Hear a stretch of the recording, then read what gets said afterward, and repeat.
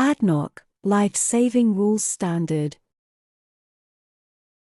Work authorization. Work with a valid permit when required. I have confirmed if a permit is required. I am authorized to perform the work. I understand the permit.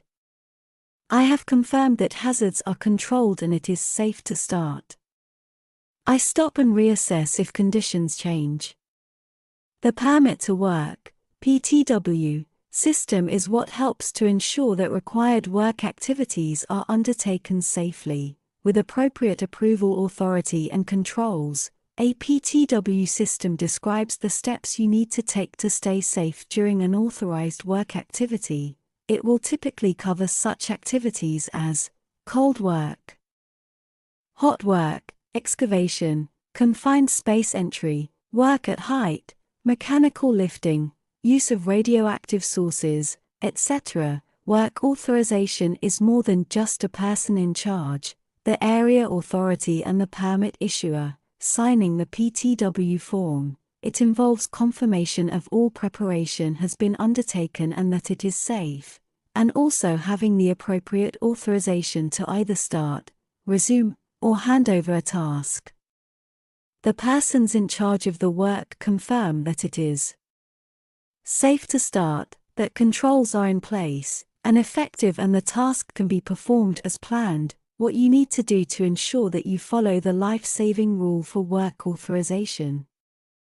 Understand the overall permit to work process and your role in it, and if unsure speak to your supervisor and or HSE representative. Ensure that you have an approved permit to work before commencing work, comply with all of the requirements specified in the permit to work, and ensure that everyone working under the permit is also aware of the requirements. Be aware of the potential for simultaneous activities, or associated work, which would impact on the safe undertaking of either activity, and stop work at any point of time where the conditions change or there is reason to believe that work cannot proceed safely, or if any of the controls associated with the work activity are felt to be ineffective, including ineffective supervision.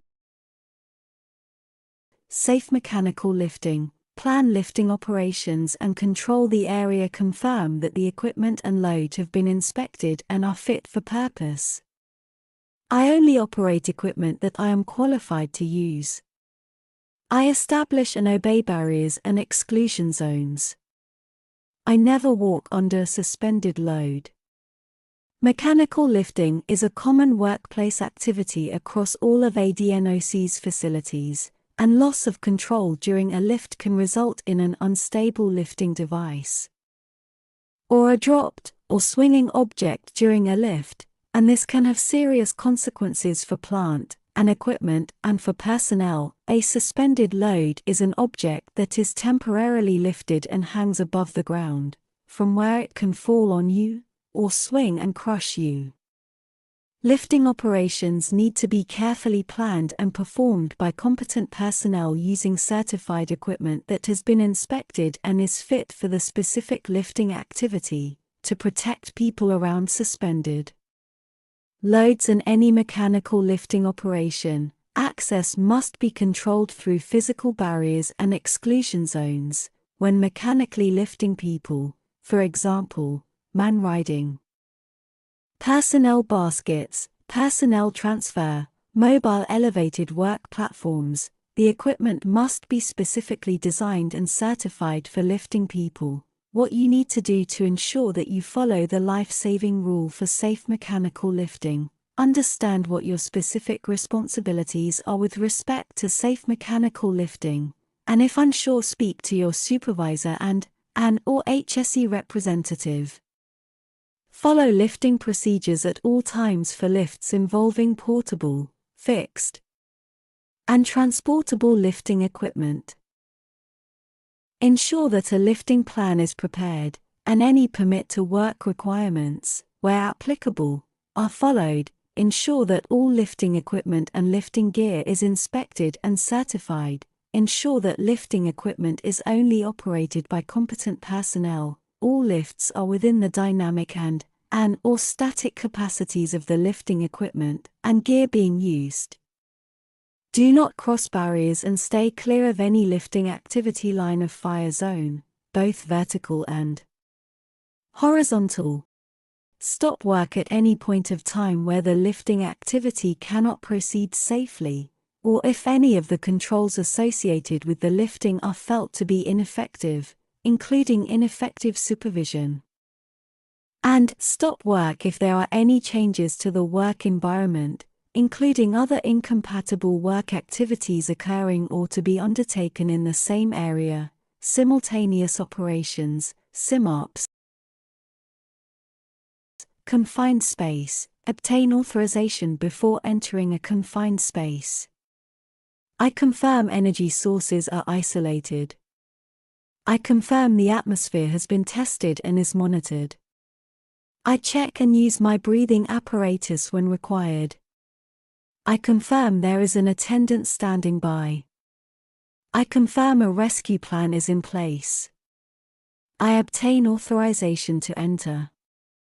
Incidents involving confined spaces continue to result in multiple fatalities across a wide range of industries, oil and gas, petrochemical, marine, etc., despite there being well-developed management practices for confined spaces now in place for many years across these industries. A confined space is defined as an enclosed or substantially enclosed volume where there is a reasonably foreseeable risk of serious injury to personnel entering the volume from hazardous substances or conditions within the volume or nearby.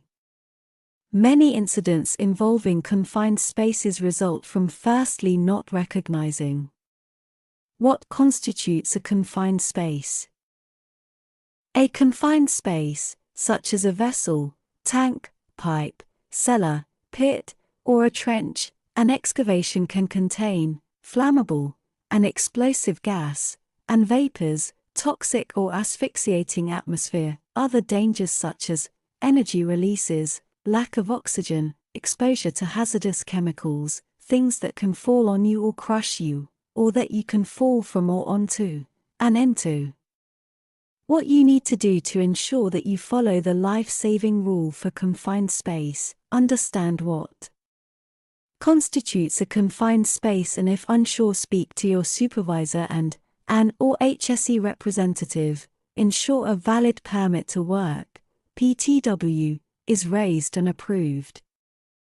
All PTW controls are in place. Obtain the necessary authorization before entering a confined space. Understand and follow all of the PTW controls for entering a confined space, and stop confined space work at any point of time where the conditions change or there is reason to believe that work cannot proceed safely, or if any of the controls associated with the confined space work are felt to be ineffective, including ineffective supervision.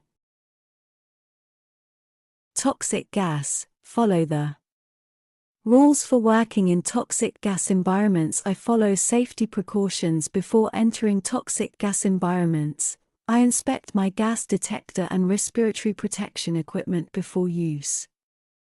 I stay alert and prepare myself for emergency evacuation.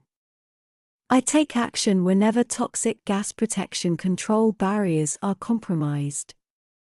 Toxic gas in the context of ADNOC's operations will typically refer to hydrogen sulfide, H2S, although it can also cover other toxic gases such as chlorine, Cl2. Note: typical hydrocarbon gases, such as methane or ethane, are not considered toxic, they are considered to be asphyxiates. Also note that H2S is a flammable gas as well, and it is considered under hot work life-saving rule for its flammability property, while for its toxicity it is considered under toxic gas life-saving rule. Toxic gas environments, zones, shall be clearly marked within any facility. When entering a toxic gas zone, specific precautions must be followed, including carrying a personal toxic gas detector and an emergency escape breathing apparatus, if you are authorized to enter a toxic gas zone. You must understand what a toxic gas is and what constitutes a toxic gas zone, and if unsure, speak to your supervisor and an or HSE representative. Turn on your personal toxic gas detector and carry an emergency escape breathing apparatus. Understand what to do if the detector activates. Know how to don the emergency escape breathing apparatus. Know how to don a self-contained breathing apparatus, SCBA, if you are required and deemed fit to work in such an environment, and be aware of wind direction and your escape route to a point of safety throughout operation in the risk area. What you need to do to ensure that you follow the life-saving rule for toxic gas. Be aware of the location of toxic gas environments in your workplace. Only enter a toxic gas zone with appropriate approval. Carry an appropriate gas detector and respiratory protection whenever required. Follow the toxic gas response plan in the event of a toxic gas release, and stop work at any point of time where the requirements for protection against toxic gas cannot be met, or if any of the controls associated with the entry are felt to be ineffective, including ineffective supervision. Energy isolation. Verify isolation and zero energy before work begins. I have identified all energy sources. I confirm that hazardous energy sources have been isolated, locked, and tagged.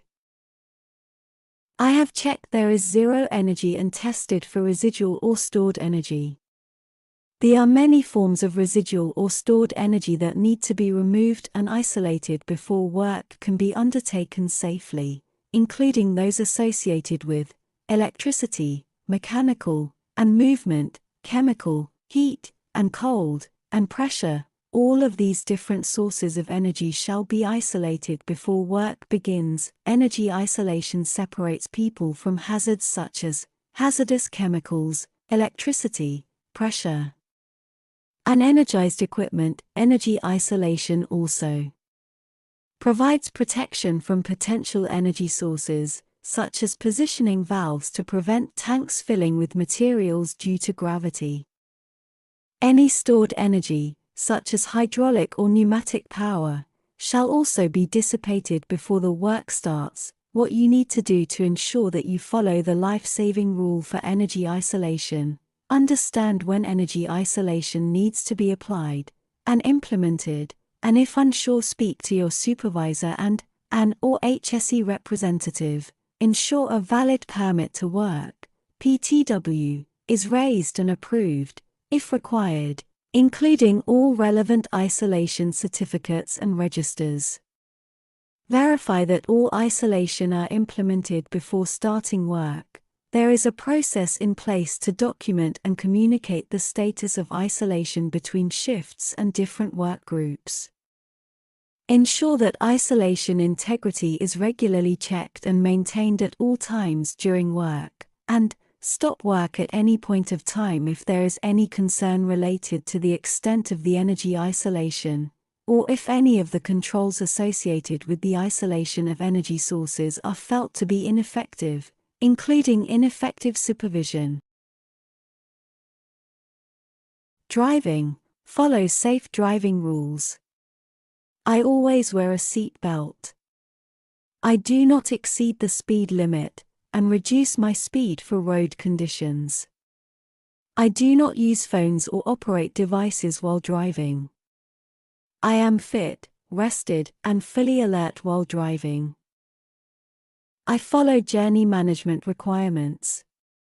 Managing motor vehicle accidents, MVA, remains one of the largest challenges for all large oil and gas companies, and MVA continued to have a large contribution to overall employee fatalities. The driver and passengers must take responsibility for each other's safety, for example by ensuring all occupants are wearing a seat belt, and the driver is not distracted or fatigued.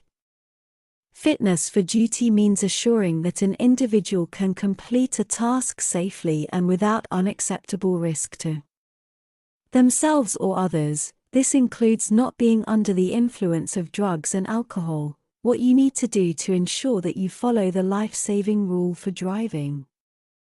Understand your responsibilities as a driver or a passenger, and if unsure, speak to your supervisor and an or HSE representative, as either the driver or as a passenger. Understand and follow the expectations related to the use of seat belts, following the speed limits, and all other road safety rules. Not using phones or other devices and avoiding other distractions, ensuring fitness of the driver. And following the journey management requirements, ensure that the vehicle is equipped with the required safety features and is maintained in safe working order. While driving in adverse condition, such as fog, it is required that the speed of the vehicle is lowered and low beam headlights are turned on. If the fog is heavy and it becomes thick, safely and completely pull the vehicle off the road. In case of rainstorm, slow down the vehicle at the first sight of rain or drizzle. Turn on the low beam headlights. Heavy rainfalls can reduce visibility to zero. Thereby, pull over and wait for the rain to subside or until visibility is restored, and stop the driving activity if at any point of time any of the safe driving rules are not felt to be followed, or if any of the controls associated with the driving activity are felt to be ineffective, including ineffective supervision. Bypassing safety controls. Obtain authorization before overriding or disabling safety controls. I understand and use safety critical equipment and procedures which apply to my task. I obtain authorization before disabling or overriding safety equipment, deviating from procedures. Crossing a barrier. Many serious incidents occur when safety controls are either ignored, poorly implemented, and maintained, or intentionally or unintentionally bypassed and overridden. Safety critical controls include equipment, such as fire and explosion protection and mitigation systems, guards, interlocks, sensors, logic solvers, and PLC, and end devices, lockout and tagout devices, relief valves, critical controls, and alarms, safety critical monitoring equipment, and all fire protection and life-saving equipment, whose purpose is to prevent a fatality or other major accident, limit the consequences of a major accident, or whose failure could cause or contribute substantially to a fatality or other major accident, procedures and safety critical tasks, instructions that if not performed correctly or at the right time could result in a fatality or other major accident. Safety critical equipment and procedures are typically identified as safeguards, controls, in various risk assessments such as Job Safety Analysis, JSA. Line of fire. Keep yourself and others out of the line of fire. I position myself to avoid moving objects, vehicles, pressure releases, dropped objects. I establish and obey barriers and exclusion zones. I take action to secure loose objects and report potential dropped objects. According to the IOGP data on fatalities over the period 2008 to 2017, the largest number of industry fatalities were by far associated with a line of fire hazard. The intent of the line of fire rule is to engage individuals to actively look for and avoid line of fire hazards, whilst the other life-saving rules focus on specific work activities. This life-saving rule is intended to raise personal situational awareness of struck by and caught in between hazards. What you need to do to ensure that you follow the life-saving rule for line of fire. Understand what constitutes a potential line of fire hazard, and if unsure, speak to your supervisor and an or HSE representative. Be aware of the potential for movement hazards that can result in a possible struck by or a caught in between accident. Do not cross barriers and stay clear of movement hazards, heavy equipment, or lifting activities. try to anticipate the unexpected and position yourself, and others, away from possible line of fire hazards, and stop work at any point of time if the requirements for line of fire protection may be compromised, or if any of the controls. Working at height. Protect yourself against a fall when working at height. I inspect my fall protection equipment before use. I secure tools and work materials to prevent dropped objects. I tie off 100% to approved anchor points while outside a protected area. Whenever work has to be carried out at height, 1.8 meters or higher, it is necessary to provide the worker with a safe means of access to the work and during the work. This is normally achieved by a purpose-built fixed platform, with handrails and tow boards, or by certified scaffolding, a safe working platform either permanent or temporary. Ensure that the fall arrest system is properly anchored. Maintain tie-off at all times when using fall protection equipment. Secure all loose equipment. Materials and tools when working at height, and stop work at any point of time where the requirements for working at heights cannot be met, or if any of the controls associated with the work are felt to be ineffective, including ineffective supervision. Hot work. Control flammables and ignition sources. I identify and control ignition sources. Before starting any hot work, I confirm flammable material has been removed or isolated. I obtain authorization. Before starting hot work in a hazardous area, I confirm a gas test has been completed. Gas will be monitored continually. Hot work is defined as any work activity which will produce a source of ignition, sparks, heat, or a naked flame, or any work on live electrical equipment or the use of non-intrinsically safe equipment which will potentially produce a source of ignition. It also covers activities such as smoking. Hot work includes any work that creates the potential for an ignition source that is performed in an area which has the potential for the presence of hydrocarbons or flammable materials. A hazardous area